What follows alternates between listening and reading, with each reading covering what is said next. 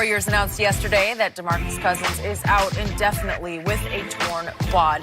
That happened early in the Warriors' loss on Monday night when they blew a playoff record 31-point lead. Kevin Durant fouled out of that game after being ejected from Game 1, and Game 3 against the Clippers is tomorrow night at Staples. We're joined by Yahoo senior NBA insider Chris Haynes. Chris, good to have you back with us. How much trouble, if any, are the Warriors in right now? Look, I gotta keep it. I gotta keep it truthful. I have to be honest. Yes. You know, Stephen Curry refers to me as Deacon Haynes due to some old suit I wore the other day. But I would say this: look, in trouble. I think what has alarmed them is that the fact that they allowed their complacency that they were able to get away with during the regular season. They allowed that to creep into the whole postseason. Mm-hmm. That's about it. That's about it. They've been dealing with that over the last couple of years. Trying to figure out when's the right time to turn it on. Mm-hmm. And when it's gotten to the postseason, for the most part, they have flipped that switch. They're talented enough to do so. But when you're playing, but even over the course of these last 2 years, they've never quite played a team like the LA Clippers. And I'm not saying this team is great, but they have a bunch of players, and none of them are stars, and they all play gritty, they all play tough, and they all play with an edge. Is Lou Williams isn't he a borderline star? He's a borderline star, but he's still not somebody who you was. No, I can't. You're gonna go 30. You're gonna go 40 players before you say I take Lou Williams. But he's a guy who's electric. He's great at what he does. Well, he's not an all-star. Without an all-star, and so when you look at that roster over there and you say no stars, then you look over there and 5 stars.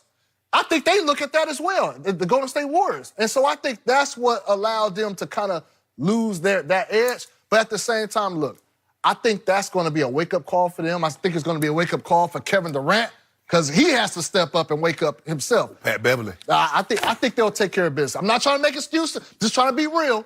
I think they'll figure it out. They're not in any trouble, Skip. Look, I understand that Boogie went down. But Boogie was the 5th most important player on this roster.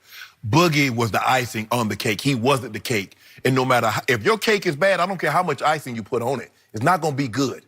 So now you take Boogie away. So you take the 5th of the 5 All-Stars. They still got 4 other ones. They still got 3 other All-NBA players. They got 2 MVPs. One guy won the award unanimous. They got the last two finals MVP still on that roster. Really? Yeah. Oh. They do, Skip. You're acknowledging that for the first time ever. Yeah, I'm acknowledging that, and they let a team come back from 31 down. Hey, Chris, you know what? I'm acknowledging that. They got an MVP, one guy won the award twice, one time unanimous, another MVP that won the finals MVP twice, and they let a team with no all-star come back from 31 down. But that's not what we're talking about. We're talking about how much trouble they're in. I don't see them in any trouble in this series. I believe they'll take care of business. Do I think they're going to win this series? I do. Do I think they're in some trouble? I definitely do. You going 6 games? You say 6. The Clippers are going to take their pounds of flesh in this. And it's going to be physical, and it's going to be hard, and you're going to be front row center to watch these 2 games in L.A. because they're going to be battles. And you can argue that Kevin Durant will just snap his fingers and say, watch this, and they are capable of doing a watch this. But I'm not sure in this building against this team it's going to be watch this. Because you are right. This Clippers team is deeper than you think. Because when he can bring Lou Williams and Montrez off the bench, they come in and just obliterate you with shooting and physicality. Both of them do. And they're the two. They're the 2 best players you can argue. I mean, I love Gallinari. He can shoot it. But still, the point is that the signs have been bad about the Warriors from day 1 this year. I'm going to say it again. I said it going in. I predicted they're going to lose to somebody, and the obvious somebody would be Houston. Houston looked really good in Game 1. They are defending at a much higher level than Golden State is defending at right now. So what did we see this year? Golden State lost 6 home games by 20-plus points, including 2 home games by 30-plus points. That's the defending champ. That's just wrong. Bad sign, bad sign, bad sign. And the worst sign of all came in this game 2 at Golden State the other night. Mid-3rd quarter, they're down 31 points. They proceed to win the rest of the game 72-37. Now think about that. As you're closing down Oracle, You know it well. I know it well from the old days. They're closing it down, and they got closed down 72-37. That's wrong. That's a bad sign. That says something is amiss at the heart of this team. I think Kevin Durant has 2 feet out the door, and I don't think they love it in that locker room. Man. Okay? I think you would agree with that. Pat Beverly, you keep on talking about, you keep on talking about Derek White, the best on-ball defender. But all I know, there's a guy 6'1". Yep. That's guarding Kevin Durant. Okay, and they're running a second defender at him almost every time. Doesn't and matter. Kevin bragged at shoot-around before Game 2, saying, I love to play beautiful basketball. I love to share the ball. So he's trying to turn into a standstill, feet on the floor point guard, where he just catches the ball in the wing, and he's got 2 guys, and he's got this one little guy just like biting at his mid. Chris, can I ask you a question?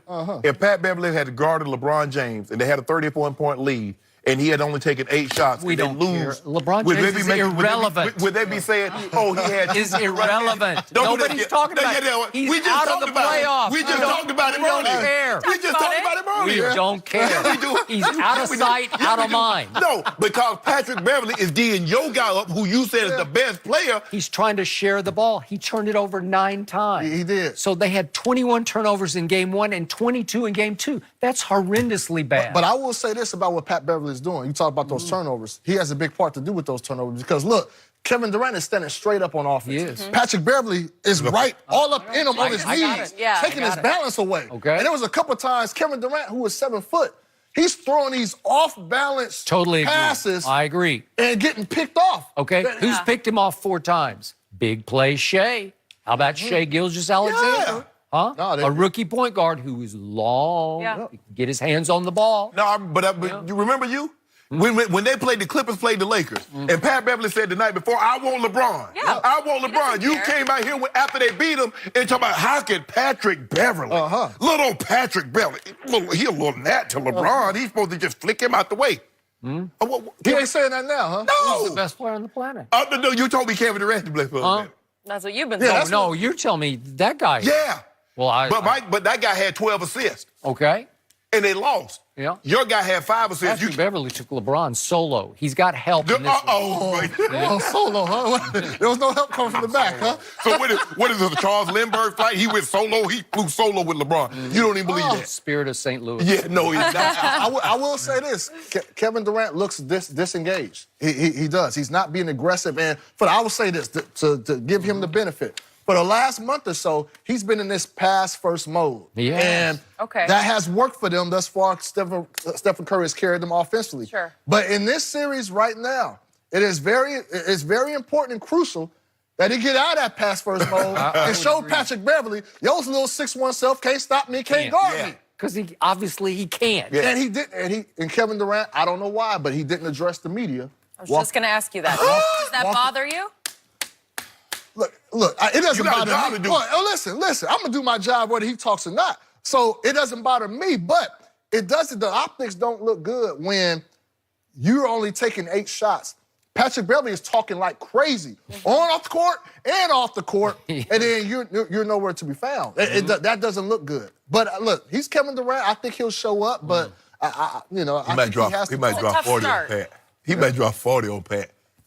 Well, he better. I need to. He better. Pat Beverly ain't backing down. Okay, I got to talk about another guy who plays for the Warriors who has 2 MVPs, and you love him and he loves you, but it's your man Steph, or as you call him, Stephen Curry. And I know this is a tricky topic. I know this is landmines for you, but we got to bring it up. When push comes to shove in postseason games, he does not show up enough. He comes up, he's small enough as he is, but he comes up even smaller too often. And in that fourth quarter the other night, they needed him to rise and shine, and he did not. He shot 2 for 9, and he did have a look at the game winner. I don't know if it would have stood up as the game winner because I think there was 7 seconds left, but he had a look. He got Montrez switched on to him, and then he dribbled left and got the shot. And Harold got a hand up there, but you got to make that shot sometimes, and he hasn't made enough of those.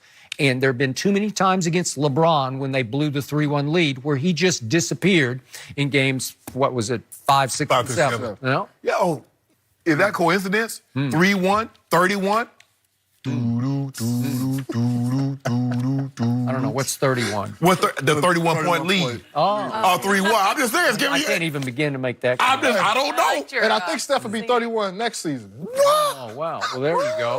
I don't know, Skip. There you go. I don't know. But to your point, Skip, And look. Byron Jones wears 31. I don't know. What does that mean? We can go on and on. I don't know. But no, to your point, I think Steph, I've been critical of him not stepping up in the finals. I think the postseason he's had success. Then he's gotten to the finals where, especially when he's playing against the Cavs, where they mucked it up, they got physical with him. He wasn't able to get loose. Last year, you could argue. He could have been MVP. He could have been. He averaged, what, 30? Yeah. So he was special. I won't put that loss on Steph because he hit that three before to put them up. 58 Yeah, seconds. yeah. But that wasn't 5 seconds. I understand, but that was a crucial. They went to him. That was a design play to go to him to get that shot off, and he produced. It's too early. It's too early right now to be understand. nitpicking and name But blaming. if this goes 6 or 7 games, that does not bode well for down the road. It should not because they're getting beat up. Kevin Durant's getting beat up. Yeah. And Patrick Beverly, he'll be at home when the Clippers are eliminated, because I still think the Warriors will lead. He'll be at home laughing and smiling when if Kevin Durant picks up his 7th technical and gets suspended, or somebody just banged up, he gonna say, I contributed to that. Thank me, Houston. He'll thoroughly enjoy that. I mean, Steph, you talking about Pat Beverly talking. Steph talking in the first half. I'm a bad boy. I'm a bad boy. He did say that. Is he? He likes to talk occasionally. Oh, yeah, he changed the game now. He got everybody. Nobody wants to dunk. Everybody wants to jack up threes now. Thanks to Move him. on to someone else's playoff play, Russell Westbrook. Is his legacy on the line right now? We'll discuss next.